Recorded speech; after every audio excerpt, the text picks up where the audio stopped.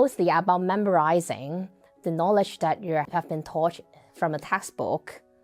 And but in the UK, more likely it is independent study. You have to really understand the concept you were taught and you were told, and use it in different contexts. Like if your lecturer talk about gender theory, you have to use it in other case study outside the lecture.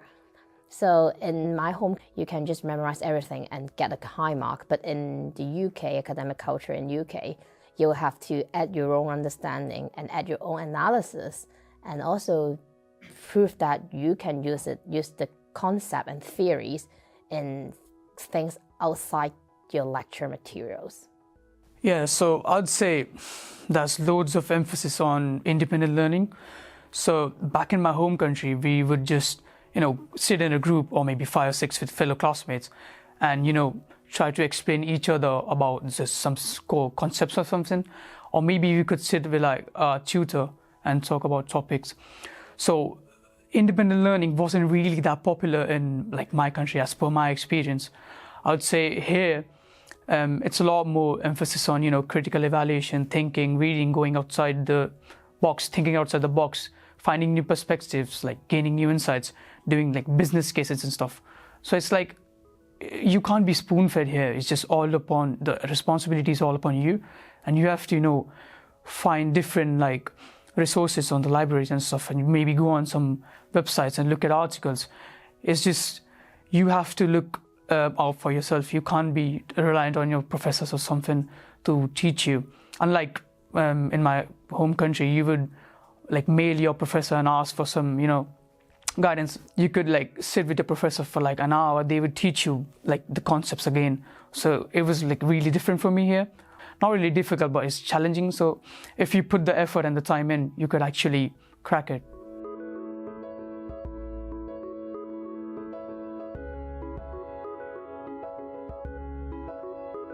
In the UK, how much you have learned depends on how much you have read and how much you have engaged in your lectures. So I try to attend all the lectures and seminars and try to do all the preparation and all the lecture materials that I was given. And as I said, if I really don't understand any things in the lecture materials, I will try making up my mind and prepare some specific question to book a tutorial with my professor and ask them, like, I'm sorry, I don't really understand about the specific aspect in this theory. Could you mind giving me some example, or could you mind explaining to me slightly a little bit more? That's how I learned. I think in the UK, you really have to take the initiative to engage and learn from your materials, or else you cannot learn anything. In terms of like independent studying, I would like access the presentation slides before going to the lecture and look at all the key points and important stuff, and take it to the lecture and make those notes while the presentation is going on. And along with that, when we have seminars, I would go back to the points I made and take these answers back to the seminar and discuss it with maybe the professor. So when I've done this, I can easily, take this back to maybe the library and look at articles and books and stuff, and start to like engage in different like complex topics and get a like deep insight into what I'm really like thinking about. And when I've done this, I can usually like make proper detailed notes on every like key point.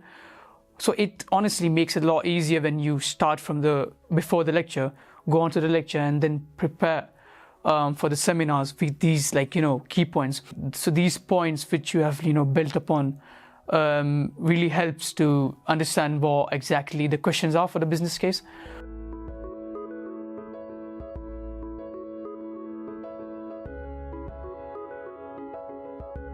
I would just memorize everything basically, and memorize the model answer and take the exam, and that's it. But now, I will have to read the materials on my own and jot notes and make up my mind and to really understand what they are talking about, because I will have to use those theories in my future essay in order to get marks. Because if I just describe what I've learned, I won't get a high mark or I won't be succeed. But I will have to use it and analyze it and with my thinking and with my analyze.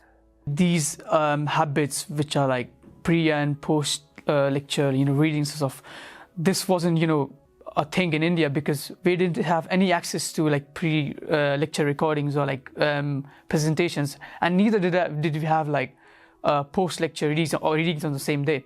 So we'd have to wait like until the lecture to form the base for the knowledge, and after the lecture you can go back and revise on the topics you have made for the the notes which you have made during the lecture. But even after that, you wouldn't have proper detailed notes or like articles or books for post reading. You'd have to wait until like the end of the week to get access to the reading materials. So my approach was really different as compared to UK. What I normally used to do was sit in a group with like 5 or 6 fellow classmates. We would sit before the lecture, try to understand what we learned prior to like in the previous lecture, and build upon that. So we would do this like every single day and revise with all of my classmates. So this approach was really stressful at some times because you would have like 5 or 6 people having different opinions and stuff and different insights. Honestly, these methods which I've been practicing now in UK have helped me a lot. I would recommend to every student just prepare for the lecture and do the readings after. It really helps a lot.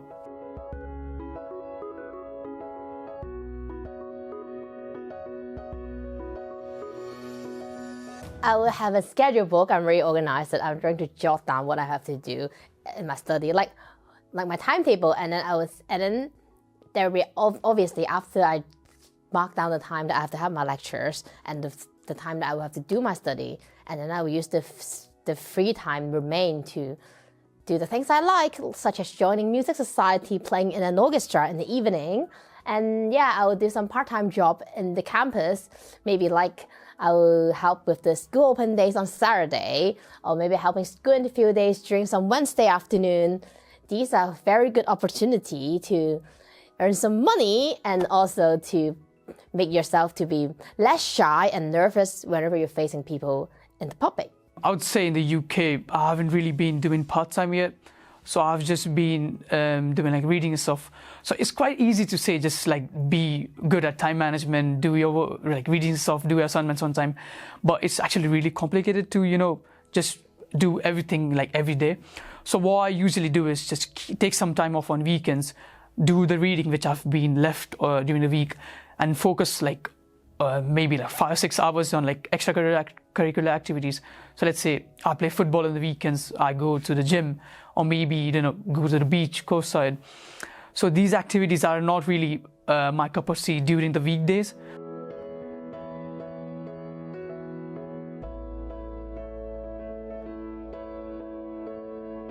School time can be very long. That's why it's really hard to join extracurricular activities and part-time. I mean, I still manage to join extracurricular activities, but every day I will have to work till 7 at school at night. It is more manageable because the work-life balance in the UK is greatly respected by both the staff and student. Back in my home country, it was completely different than here, because being in like a UK uni, obviously you maybe have lectures like first day in the morning or like in the afternoon as well, like 2:30 or like 4:30. But in my in my home country, I would have like fixed timings where I would go to the uni at like 12 o'clock in the afternoon and come back by 5 o'clock. So it was easy for me to plan my schedules and extracurricular activities before or maybe after, like during the week. So here it's not possible because the lecture timings are really fluctuating. So I can't really make a fixed schedule to do my extracurricular activities. But in like my home country, I would have a fixed schedule, do these like particular stuff every single day with like my studies, maybe going out or something.